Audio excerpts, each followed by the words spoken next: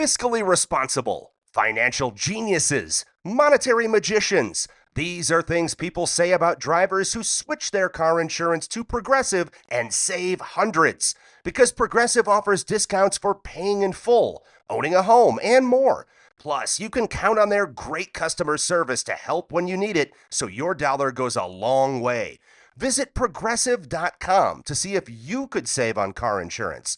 Progressive Casualty Insurance Company and Affiliates. Potential savings will vary. Not available in all states or situations. You know what they say. Early bird gets the ultimate vacation home. Book early and save over $120 with Vrbo. Because early gets you closer to the action. Whether it's waves lapping at the shore or snoozing in a hammock that overlooks, well, whatever you want it to. So you can all enjoy the payoff come summer with Vrbo's early booking deals. Rise and shine. Average savings $141. Select homes only. You've probably heard the advice. Get a steady job so you can support your art. No, I feel like I'm drowning. Comedian Babs Gray joins us to talk about burnout, stability, ambition, and what happens when the thing that's supposed to support your art starts to feel like it's stealing it. I work full-time and I have a freelance gig and I don't have enough time to just exist. We talk about getting the most out of your community and why it's okay if you're still figuring it out after 18 years. I've been trying to look at things as a beginning instead of an ending. The creative economy is broken, but some people are still making it work. We're here to find out how. I'm Anna Marie Cox. And I'm Open Mike Eagle, and this is Past Due.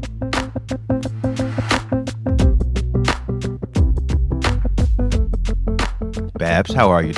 We'd like to start off these interviews, these conversations with a consistent question, sort of the gets us to the mission statement of the show. But we like to ask all of our guests, when was the last time you felt worried about being able to cover your monthly expenses? Oh, well, it's been a minute because I took a full-time job about like a few years ago. So I work full-time and I have a freelance gig and I do my multiple comedy gigs on top of that. So I have been able to cover my expenses for the last few years. Before that, I'd say it's been a while. I've been definitely able to keep it going for quite a bit. So it's probably been like 10 years, I think. Wow. Congratulations. That might be That's the longest amazing. we've heard. Yeah. Yeah. I think I'd have to really go back. I have a terrible memory also, but I mean, I've been, I've always had some kind of day job. Right now is my full-time one. I haven't had a full-time one until the last few years because that felt like necessary. But I've always, been. What is your full-time supplementing. job? I don't fully want to get into it. I just do Okay. I do social media and stuff like that for a nonprofit. I have a question about that because it's something that I think about a fair amount, which is, I got a book deal in advance and wound up not writing the book. Mm. And I've gotten feedback from other people that having a full-time job does sometimes get you the structure that you need and the safety that you might need to pursue stuff that's more risky or feels more vulnerable even. Has that been your experience? No, I feel like I'm drowning. I feel Okay. like I am not. All right. But you know what? It goes back and forth, right? Like I'm right. It's the busiest time of year for my job right now, the last few months. So I felt so disconnected from my art and from being creative and from stand up. So I've really been struggling lately with just feeling like, what am I doing? All I'm doing is trying to make money. I'm not outputting anything I feel good about. So luckily right now I'm like just past, like I wouldn't have even done this podcast because I was so busy, and like I just got past that point and now I'm feeling the relief of like, okay, I actually have time to be doing stand up and doing all these other things. So it does give me structure in a way that like, I do think when my days are, just when I have nothing on my plate, it can be even worse sometimes for sure. When you're like, oh, I have so much time and I just don't end up doing that much. So it is that balance, right? Like I'm finding now that it's good because I'm like, okay, I'm working it into the stuff I'm already doing. But it just depends, I guess, it ebbs and flows. But lately it's been very tough for sure. I have not felt that freedom to do anything. When you got the full-time gig, was it a challenging transition at the time? Like, did you feel like it was going to make the creativity suffer to some degree to sort of make that transition? I think I wasn't thinking about it too much because like I had already been working at the place part-time and Okay. it was just kind of like it just made sense sort of for what I was doing. It was like I might as well just be full-time because I'm like having to nitpick these hours and stuff like that.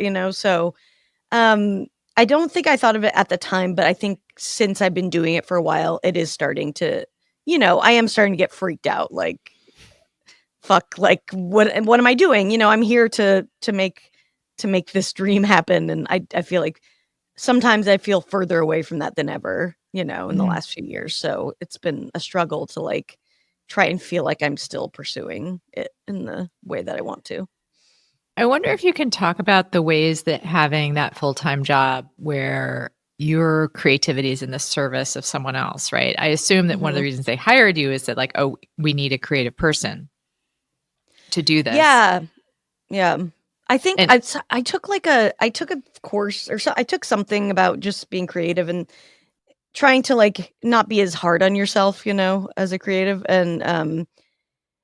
and they said like I want you to think about today like all the ways that you were a creative person. Mm. mm, And it did help when I did it that way because I was like, "Oh, that's true." Like I was creative in so many ways that weren't necessarily maybe the thing I thought of first when I'm thinking like I'm trying to be a writer or a comedian, but I am creative, yeah, every single day pretty much with what I do. So it does help to view it that way for sure. so where does the disconnect come in? Because I feel you. I mean, I think I understand, but I want to hear more about how like yes, like we're creative in the service of someone else. That's still creativity. Totally. You're using parts of your brain that you get to access all the time, but is it just a bandwidth issue in terms of like you expend energy doing the corporate work, or if it's not corporate, whatever, this other job, and then you don't feel like you have time for the stuff you really love? Or is there just a feeling of like being leashed? What is the what's you said you felt like you're drowning. Yeah, I think it's a bandwidth thing for sure Mhm. because I feel like I think a lot of us identify with like feeling more insecure than ever. And Mhm. even though I am s- I mean, I want to say secure financially, I'm still like, it's still a month to month thing. But even though I am secure that way, I feel this like more scared than ever of like losing that income or you know what I mean, just not having Yeah. enough to survive. And Mhm. so I'm still like again, I'm still have another freelance job where I do social media stuff. Like I could maybe try to drop that job so I have more time to do my stuff, but I'm so scared of like the realities of that we're all facing of losing income and stuff like that that I don't. So it is a bandwidth issue for sure. Like I don't have enough time to dedicate to my other stuff and I don't have enough time to just exist, like Mm. I'm not my brain is not sitting and like ruminating or trying kind of like coming up with things because I'm stretched pretty thin. Mhm. Yeah. You say you came out here to make the dream happen, which obviously a lot of us have. What was the original dream? Like, what did it look like for you? Like, what goal were you trying to achieve coming out here to I LA? think I always wanted to make TV. Like that was my number one goal. When I moved out here, I'd never done stand up before and I wasn't like sure if it was for me or not, and so I took improv classes at UCB right when I got here. That was like the thing to do. And I got a paid internship like with Gary Sanchez immediately, which was insane. So I like threw myself in right away and then I started stand up like 8 months into living in LA. And I've been out here, God, I mean, what, 18 years now or something like that. So as soon as I started stand up, I was like, oh shit, like this is, for me. And I knew immediately like that was something I wanted to pursue. So I just, kept going down both of those, trying to get a writing job and just doing stand up. And that was it. And I still, it's like, sometimes I find myself still reaching for like an old version of that, like the TV stuff, like, it's just not the same obviously as it once was. But it's hard for me to adjust that sometimes, because I still have that feeling of like, I want to be in a writer's room and I want to be coming up with this show with other people and all that stuff. So I still, that's still in there for sure, even though I'm trying to figure out other ways to do it, or just being like, well, just make stuff yourself. I think that's, usually the thing we all come to is like, you just have to do it yourself. But that's still kind of the ultimate goal. Oh, okay. I'll go. You mentioned writers' rooms and then, do it yourself. And we had Adam Conover on, and one of the things he said that was really interesting was that he has decided to hire writers for his channel, right? Because he, especially as someone identified with this as like an ADHD person, it's so hard to move the levers to create, sometimes to like task initiate, and having other people who are also involved in the same task, like, is not just helpful creatively, but also just moves you past the friction of trying to create. Right. Mm-hmm, mm-hmm. And that's really attractive to me. When I hear like, just do it yourself, like my cognitive load alarm, goes off. So what is that for you? Like you said, you're attracted to the writer's room, but you also said like I was saying, you also were like, I guess, we do it ourselves. So is there a way that you feel the nostalgia or the preemptive nostalgia for like having a bunch of people working on the same project? What does it feel like to have to kind of be like, all right, well, it's up to me?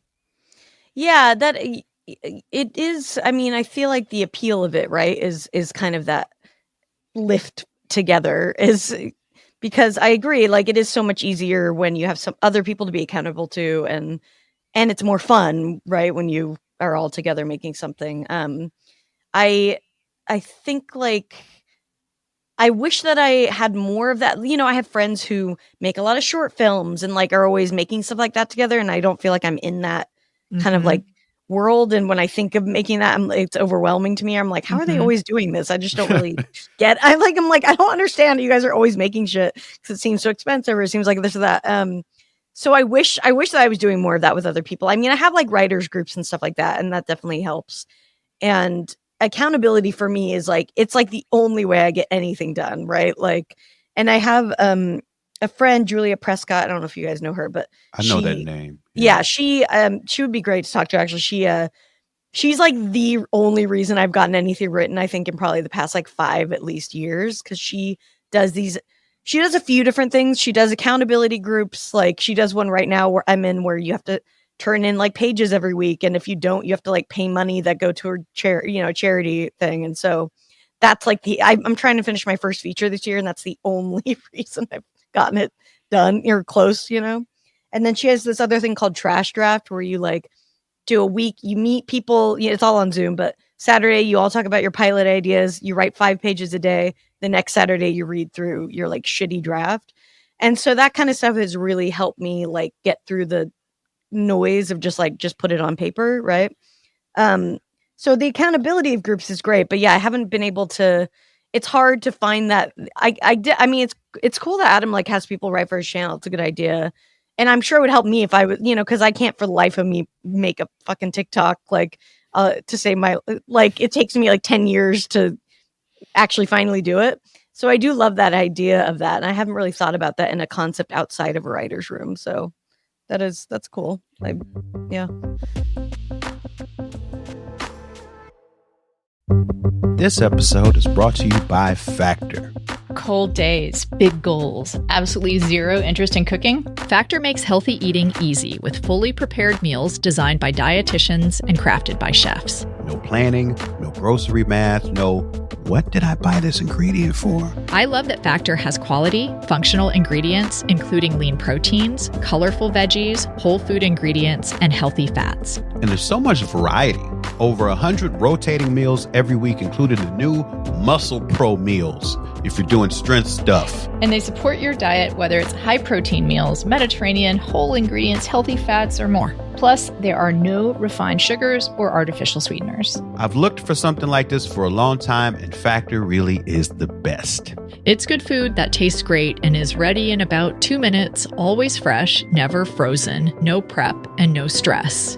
Head to factormeals.com/passdue50off. That's 50 off. And use code PASSDUE50OFF to get 50% off and free breakfast for a year. Eat like a pro this month with Factor. New subscribers only, varies by plan. One free breakfast item per box for 1 year while subscription is active.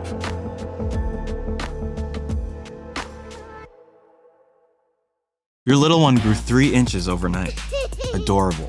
Also, expensive. Sell their pint-sized pieces on Depop and list them in minutes with no selling fees.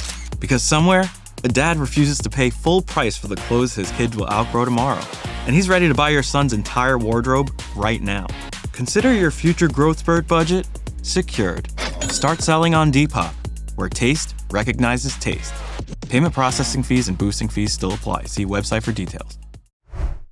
Don't miss what's going on over at our Patreon. This week, we asked Babs a question we've all wrestled with. What's the advice you would have given your younger self? And what do you wish you knew when you were starting out? Plus, why asking for help might be the most creative thing you can do. Subscribe at patreon.com/passdue to hear that full conversation, get ad-free episodes, and support the show. One of the things that comes up in a lot of these conversations, especially when we talk to creators that live in LA, is how important it is to find a sense of community. Like that seems like one of the important factors in sort of battling through the challenging moment, the isolation of right now. With these groups that you're in, like, is that part of what they are providing as well? Or do you feel like you're getting community outside of that in a way? I do feel like stand-up provides that when I need it. Like, and I can isolate myself, like anybody, and avoid it and all that. But, like last night I went to an open mic that I've never gone to. And I think doing stand-up for this long, I have to like let my ego die a little bit, and be like, I'm just going to go to open mics because I have a taped thing this Saturday that I care about, and I don't have a lot of sets this week. So I'm like, you're going to have to go to open mics and people might not know who the fuck you are or care, and what it is, So I went to one last night, and the ones I've been going to lately, I feel like, stand up really, obviously in COVID, I was going to say suffered.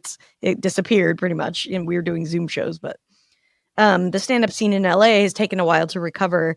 And I'm finally like really seeing like there's this community of people really making like great spaces for people to perform in, supportive spaces. And I saw that last night at the mic I went to, and that was really nice, and I get really like weird socially sometimes when I'm just, it's a bunch of new people and I'm like, just kind of awkward, but still I felt that feeling from everybody. And I saw a friend who, I basically started stand up with, and he was there too. And we got to catch up and stuff like that. So stand up really does, when I need it, like provide, I think, that community aspect, like luckily. So the good thing about that in LA is you can, if you make yourself go to a show or a mic, like they're every night. It does take the effort to get out of the house and you have drive. To do it. And that's hard. Like I was literally on my couch last night the mic didn't start till 9. And I was like at 8 p.m. like, oh my God, am I really going to do this? And I'm so glad I did. Like I did it. I made myself go, and I was able to work on the stuff I wanted to work on. And it was awesome. But yeah, you have to get to that point where you make yourself go. But I think that it is a little easier for, stand-ups. Like we can kind of tap into that a little more.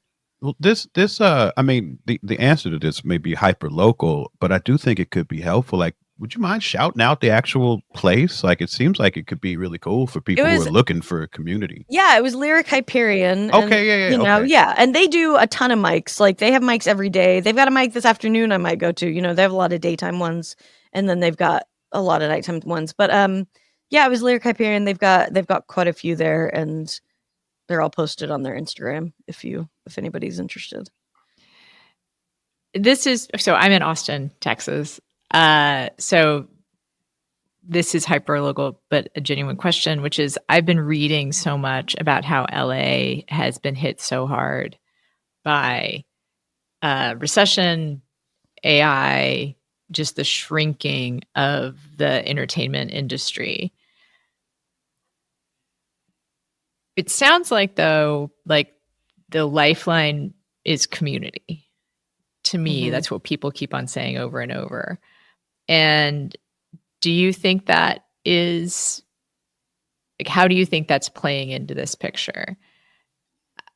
And I'm not asking you to predict the future, but if that's something that feels stabilizing maybe to you personally in terms of not stability financially even, but like the reason to keep on this, like keeping the dream alive. Yeah, it's God, it's so funny because sometimes I'm like, what the fuck are you doing? Like you're Mm. still out. I don't know. I mean, I'm proud of myself for still going, like, because it is just like, all right, you're still here and you're still, and I've tried to say it to myself, and I don't know if this is helpful to other people, but because I've gone through, therapy a lot where I've been like, it's over for me. My career's never going to go anywhere. I should just give up. And I've been trying to look at things as a beginning instead of an ending, where I'm like, this is the beginning of this part of my career. I've never been this comfortable on stage. I've never been this able to write as easily.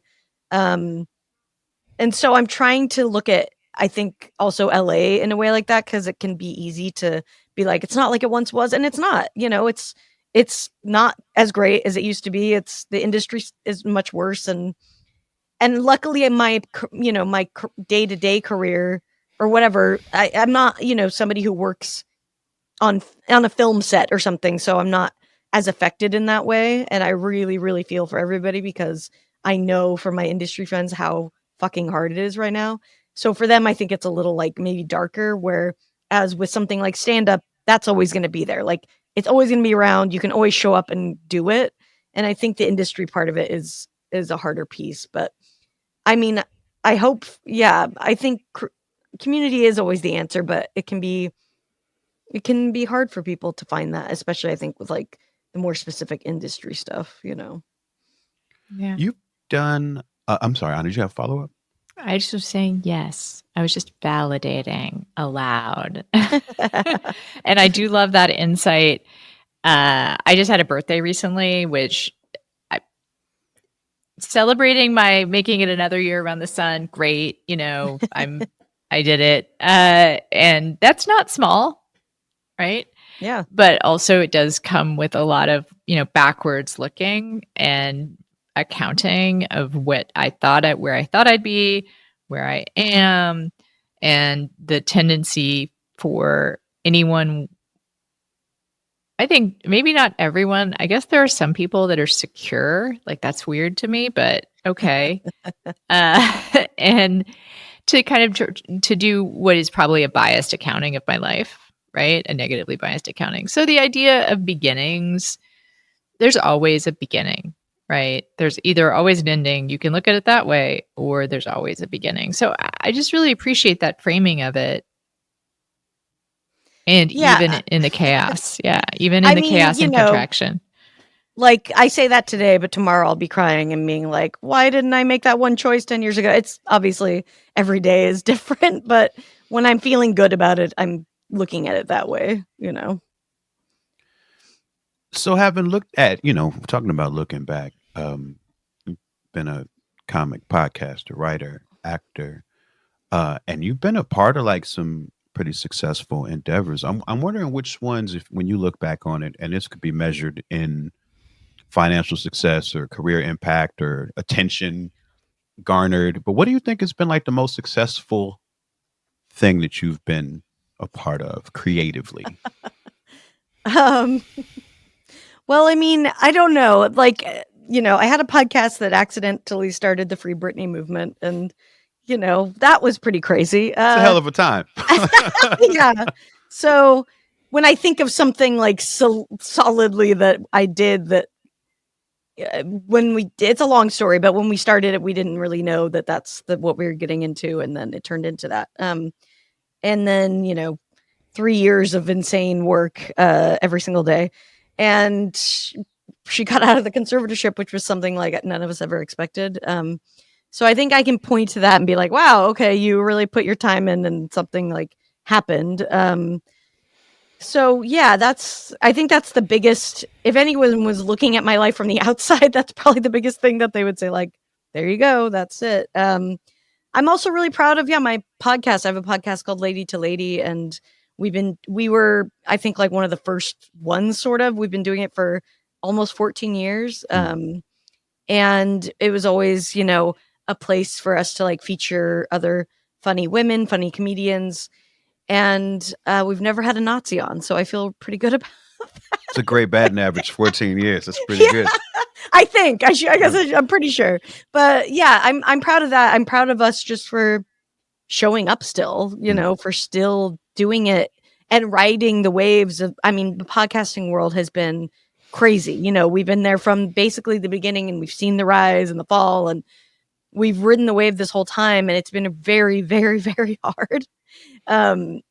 But we're still here, and so I'm really proud of that, and I'm proud of us for having integrity, for keeping our friendship, and for just providing something, because a lot of our listeners are incredibly smart women who maybe are a little isolated themselves or don't have like that outreach to other female friendships as much, and it seems like we're able to provide that for them from what they say.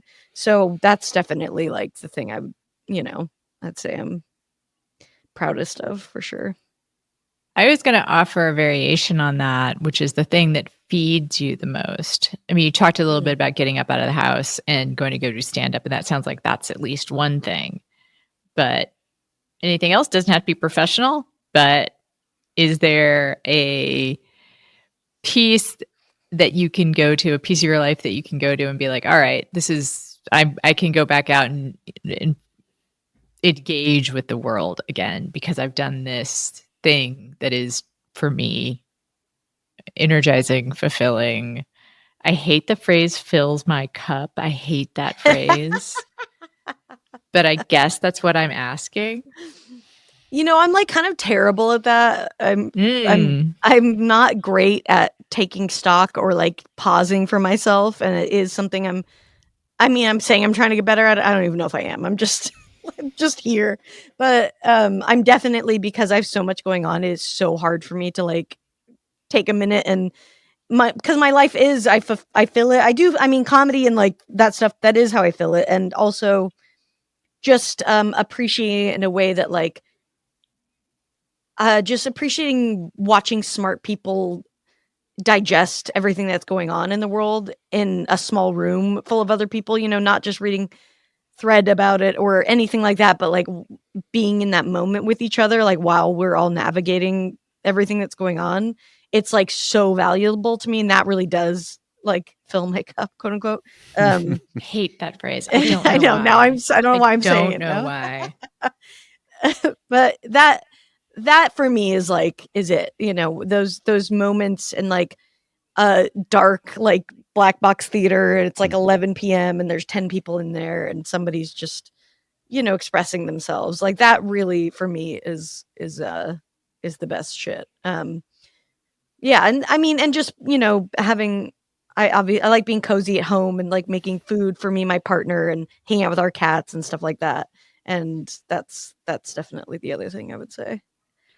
I want to ask about the Britney pod, that whole moment in time. Because I imagine, like, if I'm a comedian primarily, and most of what I do is about being entertaining, and you sort of stumble into this moment where your curiosity is starting to have like real world stakes as it's getting all of this attention.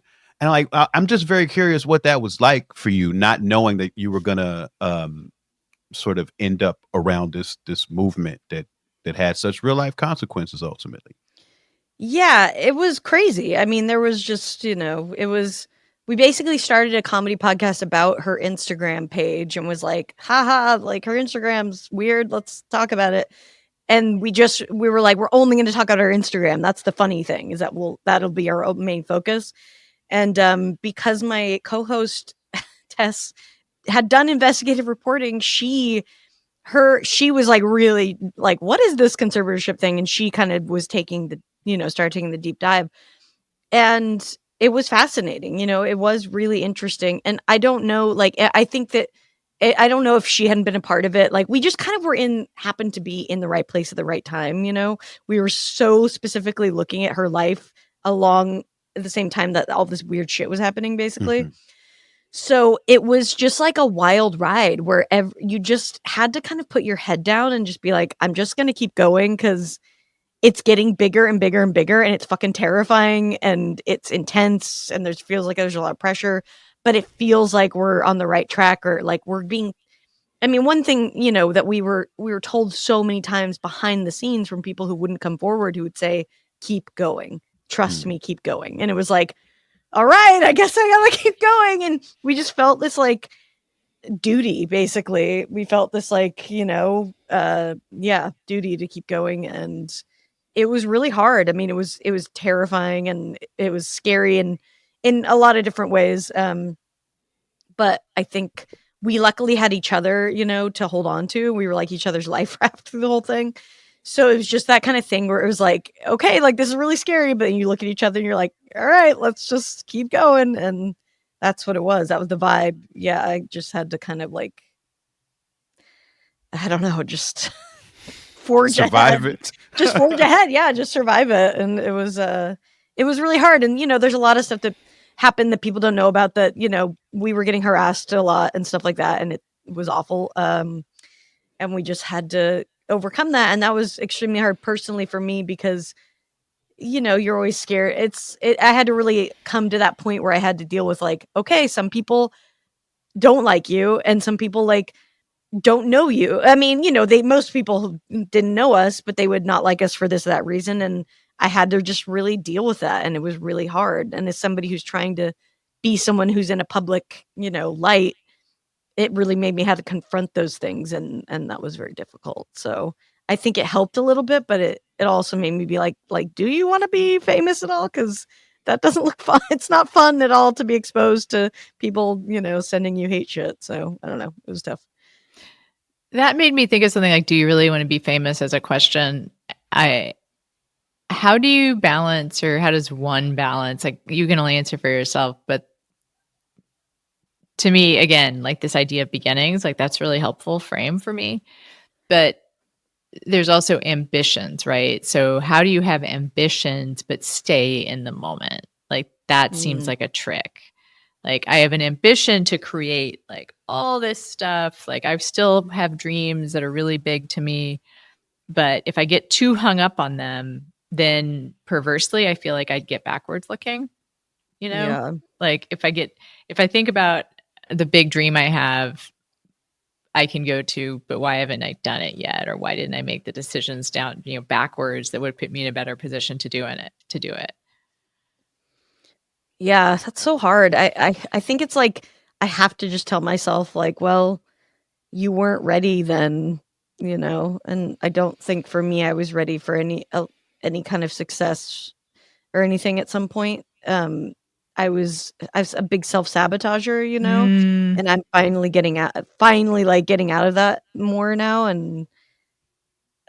But it's, I don't know. I don't have a great answer for it. It's very hard to not get caught up in that stuff. Like yeah. I have a follow-up on self-sabotage, because that's something I feel like I get and have been trying to figure out for a while. Like how does that happen? How can one want success and then also be scared of it? And as a perfectionist, I hear a lot something along the lines of like, where you're afraid of success, right? And that's never landed for me. Mm-hmm. It doesn't feel right? Even though I do think that I self-sabotage. And I'm just going to, I don't know you well, but I'm just going to take you down a path here. So from what we've said, I imagine you were funny and bright as a kid and a performer of sorts, even if you were thinking maybe more behind, like as a writer, but like wanted to do TV, wanted to come out in LA. Like, does the fear or does the self-sabotage come from, like, for me, it's almost what I've been thinking about. Let's go ahead and have a therapy session. Mike, feel free to join in when you want. That little girl who got rewarded for being good at stuff and being so clever, like there's just so much tied up in it. Like, to not be that way, like being successful means I have to continue being successful. Mm-hmm. And also doesn't mean that people will appreciate me for who I am. Like, I don't know if that makes any sense at all, but there's some piece of it that's like success doesn't translate into security. Like, success just means people like, but it doesn't mean I feel any better about myself. So I'm kind of stuck over here, like trying to like feel better about myself without having, I am trying to articulate this, but you just strike me again as like the bright girl who got lots of like telling you were funny and smart. And I mean, I was a theater kid. I should say that. I was definitely always a performer for sure. Right, so it was like tap dancing for the family, or you know what I mean. And good at it, or else you wouldn't be out there. Like, you made it out to LA and have had success. So I imagine you got a lot of plaudits back in the day. So yeah. I think, it's interesting. I thought about that. Like, if you want to keep the success going, that definitely could be a part of the self-sabotage and stuff. And I mean, I do think a part of it, you kind of is the not liking myself, or like dealing with the parts of myself that fears that I'm a bad person. I think that's a big thing. It's like, I'm not actually good. I don't actually deserve this. And that, of course, will underlie it and keep you from, I think, succeeding if you're really feeling like that. And that's something I'm still working on, and I haven't totally cracked by any means, but could you get back to me? Could you? Yeah, I'll let you know if I figure it out. It is so funny to me. I mean, I do think it's funny sometimes, like how we how I don't know why it's like, I'm like, God, why do we, a lot of us, and not everyone does this, but we just like are so mean to ourselves, or we treat ourselves so shitty. And I don't really know what the purpose of that is. Like, if evolutionarily or what, I don't understand why we're so hard on ourselves. And I certainly haven't figured it out yet, but it is, I think, a part of the journey, like a part of where I'm at now, where I'm trying to be easier on myself. And also when I think of like someone not liking me, it comes in with that, when I think of being well known and the access that people have to you to talk shit to you online or whatever it is. And I have to just be like, like, that's okay. It's okay. People, it's not the end of the world, but that can be very hard to come to terms with, I think. Mike, I'm going to turn the lens over to Mike. Yeah, I was gonna turn the lens over to me too. Okay, good. I thought you were gonna be a good interviewer and ask Babs a question about herself, but I want to talk about Mike. Even though this is coming from our conversation with Babs, I do think it's a very interesting subject, and what she just asked about, why were we so mean to ourselves? I had to run that through my nervous system real quick, and I was like, whoa, why indeed am I? And one thing that occurs to me is that part of it is, okay, you have to balance, like, I feel like most people I know who are creative and have the audacity to try to present that creativity publicly, it speaks to a part of ourselves that has like a really huge ego, like a really, like, there's a part of ourselves that thinks I am the shit, and this thing that I wrote, everybody should hear it and find it funny, and that sort of audacity, that sort of like that ego part. But then you have to balance it out with the reality that, like, not everything that you think is great, people are going to think is great, right? And so a little bit of the negative self-talk to me is like trying to mitigate that, like trying to make it where I don't feel the complete pain of this idea that I think is so awesome, this endeavor that I've undertaken with vulnerability and care to try to spread into the world. Let me tell myself some part of it is shitty before the world does. Yes. I think that that's a part of it. And then I think what I was struggling to express with the whole, like, if you're good at something, which let's just posit that all of us are good at something, right? Like we are where we are because we have a natural, or I don't know, like some capacity for a craft that surpasses what most people are born with. Although I do believe everyone's born to create art and everyone can and all that. But there's a disconnect. There's the fear of what we produce not being lauded, and that you get the protective negative self-talk, right? And then there's some part of it, I think, that is, I can only speak for myself. If I am praised or I have success with this thing that I've always been good at, are people really liking me? Or are they just applauding this product that I mean, that is part of me, right?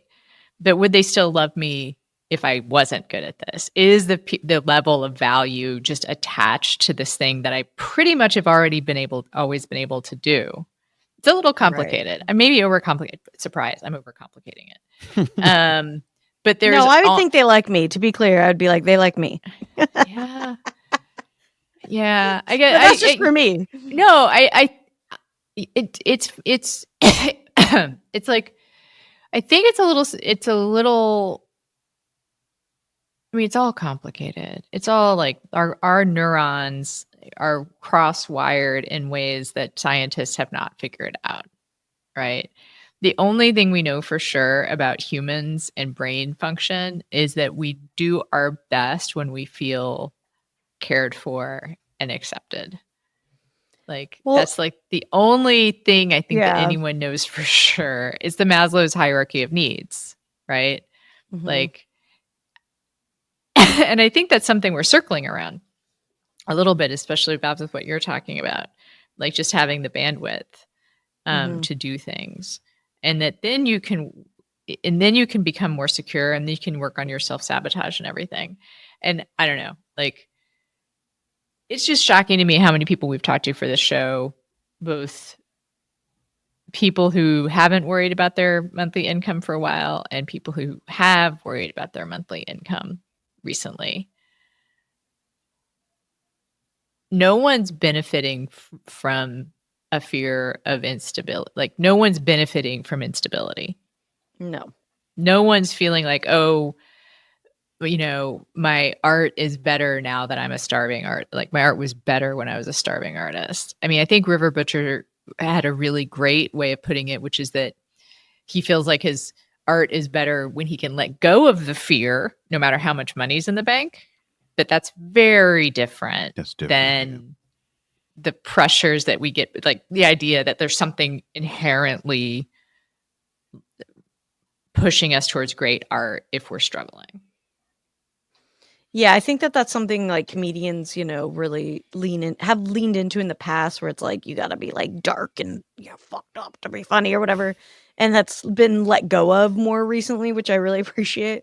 But it is kind of, I don't know. I do think of myself when I started comedy, and, you know, I was more willing to be living in the shit then. You know what I mean? Like, I was more willing to sleep on a couch and just so I could perform anywhere and stuff like that. And so I miss that. I miss the like willingness to be a little bit more uncomfortable and stuff like that because of age and because of like the time that we're in.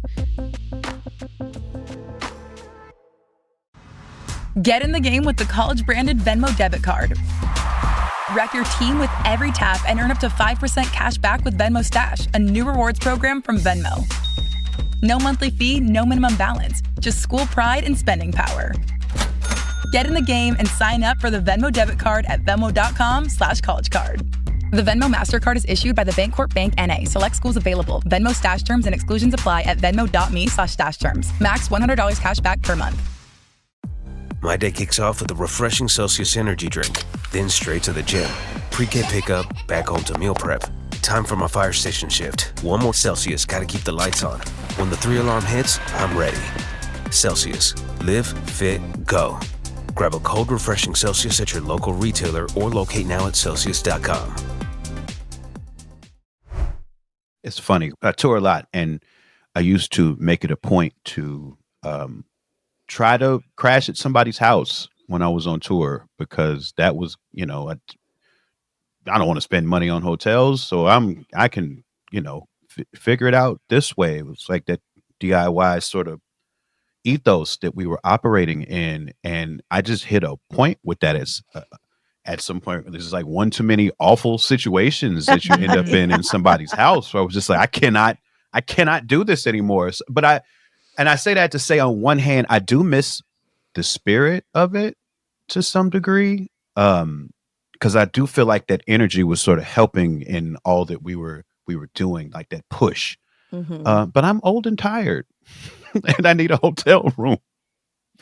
Yeah, I mean, that's just the reality of it. And also the social battery that comes with staying with somebody is, it's like, it's so much. You got to hang out for hours, and like, you got to wait for them to get there to let you in, and just all this shit that comes with it.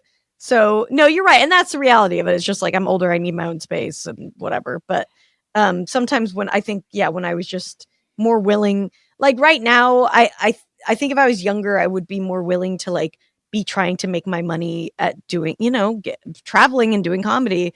And I'm more scared of that now. Like I'm not doing as much comedy because I need to hold on to this work, and that's just how it is. So well, part of it is we have more to lose, right? Yeah, for sure. And then I think one thing that we've run into with other guests that pretty important to remember is that one can have regrets, not just regrets, but it can become clear over time that earlier energy also cost us something, right? Like when I think about how much energy I had in my 20s, it's not that I wish I'd used it more wisely or anything, but I might have benefited from slowing down. And a lot of that energy in my 20s was really all about getting somewhere later. It wasn't about being okay with where I was at the time, right? Like it was just, I felt like I had so much time ahead of me that but I wanted to get there faster. I wanted that success fast, and thought, if I can get those measures of success quickly, if I'll do all this work, I'll do the sleep on the couches, I'll do all of that, and then I'll get to a place where I can relax, right? But success and relaxation were associated, because I remember having a lot of energy back then, but I don't remember relaxing much. I don't remember enjoying my youth so much, right? Like, and also in my brain, it got really hardwired that I'll be able to rest once I'm successful. I'll be able to rest once I'm successful. And then the bar kept moving.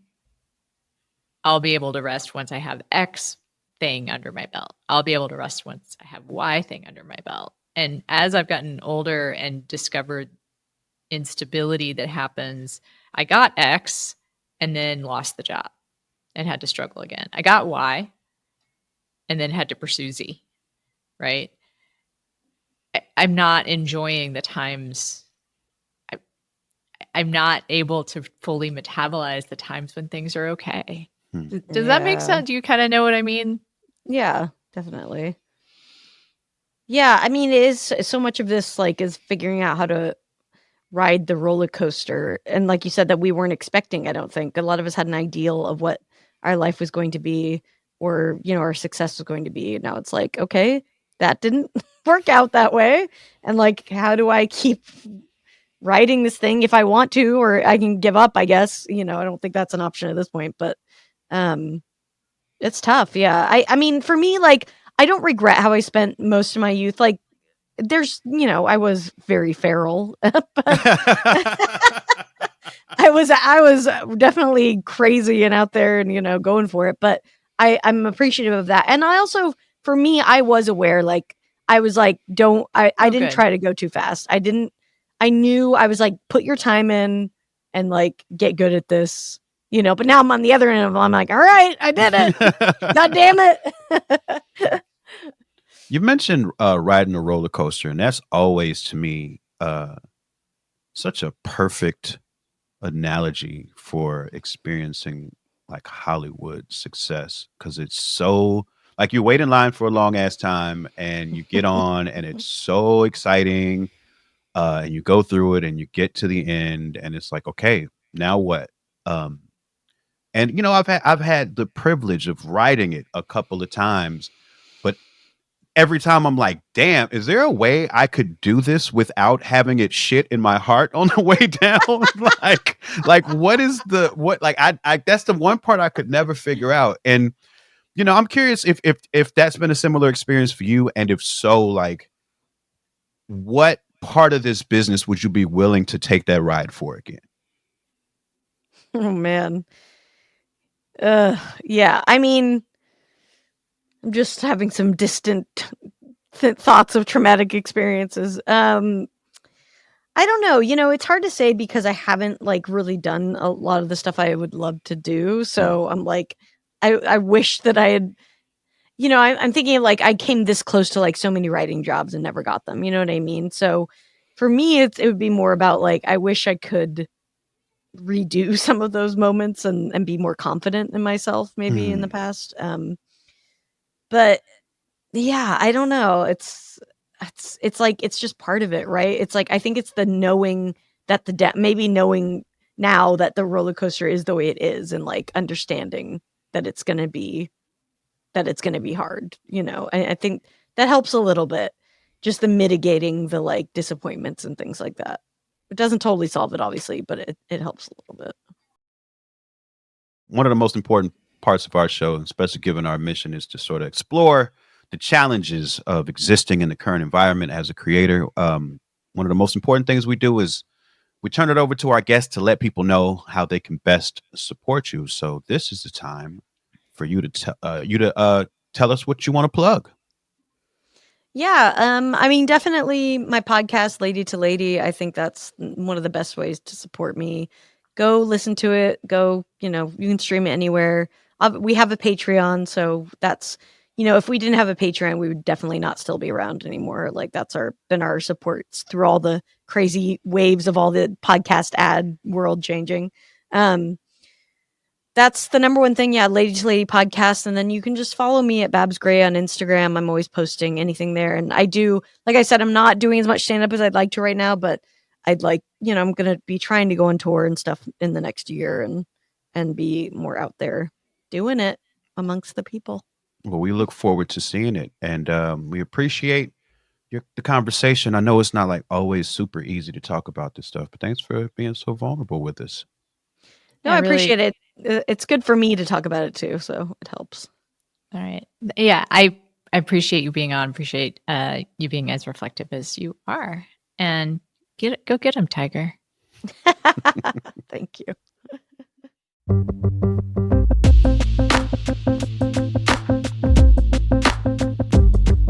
Mike. Anna. You have anything going on? No. What? Actually, this time I don't. Everything ceased. It was this train. It was just going along the track, and it just hit a wall. Who put this wall on the train tracks? But I have a lot of the same stuff that I always have going on, which is I put out an album called Neighborhood Gods Unlimited that I would. Which has 2 great singles and videos out right now. Thank you. It does. One about working with Superman, and the other about having dropped your phone, and they are both intensely relatable. Yep, and there's a lot of eye contact in both videos because it's a very intimate conversation. And I'm also, in addition to promoting the record and touring it and all that fun stuff you can find over at MikeEagle.net, make a lot of YouTube videos. I want to shout my channel a little bit too. If you search Open Mike Eagle on YouTube, I have been going through the Pitchfork 100 Best Rap Album list and arguing with it a lot. And On my second channel, I recently started to post a best rap albums list of my own. So if people are interested in hip hop discourse on YouTube, come check me out. I got stuff over there that's going pretty good. I think even if they're not interested in hip hop discourse, I think you are an engaging tour guide for the genre. So if you want to find out more I accept about hip hop in general, not just the discourse, right? So I have my usual grab bag of stuff. I teach writing workshops and we'll be starting up some more soon at AnnaMarieCox.com. You can find out more What's the there. next one on? What's the next workshop on? Well, November is National Novel Writing Month. Oh. And I have on and off over the years done a kind of, it's a accountability group. We meet every morning, say hi to each other, and then write for a bit. And I've been using it to work on my memoir. You don't have to use the time to work on a novel. And it costs just like a little bit of money so that you're saving a seat and making an investment. It's not something I make a lot of money off of. But it introduces people to the way that I conduct classes and whatnot. And then I think I'm probably going to have a winter course on maintaining a creative practice, which is open to anyone with a creative practice. It's just about getting through burnout and tending to that part of you that wants to create, even if it feels hard. Wow. I'd love to hear you talk about that on YouTube sometime. You could talk. You have me on your show. Okay. Well, I don't have a show right now, but I'm working on that. All right. Or hey, here's an idea. Like maybe I'll have you come talk to my class. I'll come talk to anybody. Well, you've had a creative practice for a long time. Like you've been doing what you do for a long time, and I imagine you've struggled with burnout and procrastination, and making the thing that you do work for you. Mm-hmm. Not just make money off it, but to make it cohere as a part of your life, which is really and honestly, I'm still working on a lot of that. Of course. Which is so funny because every time we talk about plugs, I can only ever think of one thing I'm doing at a time, when that's always a very narrow version of the answer. But I think my goal going forward is to try to keep in my mind all the things I do and make them more coherent. Or accept that they're not. I think for me, giving myself credit is a big part of it. Like I have just been focused on, hey, it's a special episode now. I have just been focused on what I don't do a lot of the time, like the goals that I have that I don't meet. And I don't look at all the stuff that I've done that I have followed through on and that I put out into the world and grit and get wonderful dialogue over. You should think about it like it's just a stack of papers, and how many rooms in your house would the stack of papers fill with all the things that you ever published. Oh my God. Or transcripts of all the fucking like podcasts and talks. Yeah. All right. Well, thank you. This has been therapeutic, Mike. It always is. All right. And we'll be back for our next session next week. Of course. I look very forward to it, as always. And I love that people listen to us figure out our lives in real time. Thank y'all, and talk soon.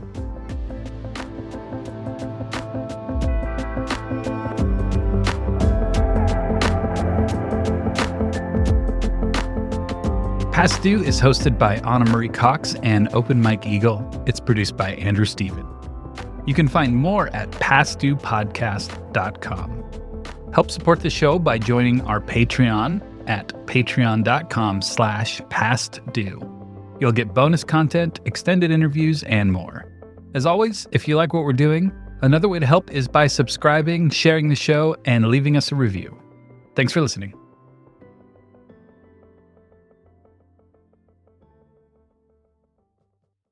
Stop doom scrolling. Start decoding the tech, rewiring your week and your world. The Interface is the BBC's fiercely informed, fast, and funny take on how technology is changing everything. Hosted by journalists Tom Tremaine, Karen Howe, and Nikki Wolf, each episode unpacks week by week the unfolding story of how technology is shaping all our futures. No guests, no jargon, just three sharp voices debating the tech news stories that matter. whether they shook a government, broke the internet, or quietly tipped the balance of power. As TikTok shifts geopolitics, Trump drives digital shockwaves, Elon Musk expands his space internet empire, and AI reroutes the routines of everyday life. The trio asks, what world are the tech titans building for us? And do we want to live in it? Find The Interface from the BBC wherever you get your podcasts. Not all darkness is dangerous. Sometimes it's the doorway to becoming whole. On the brand new podcast, The Shadow Sessions, hosted by me, Hibab Al-Faqih, a psychologist and trauma expert, we shed light on the hidden corners of the human experience. Through raw, unfiltered conversations from the edge of healing, The Shadow Sessions invites you to do the deeper work that leads to real change. Follow The Shadow Sessions wherever you're listening now.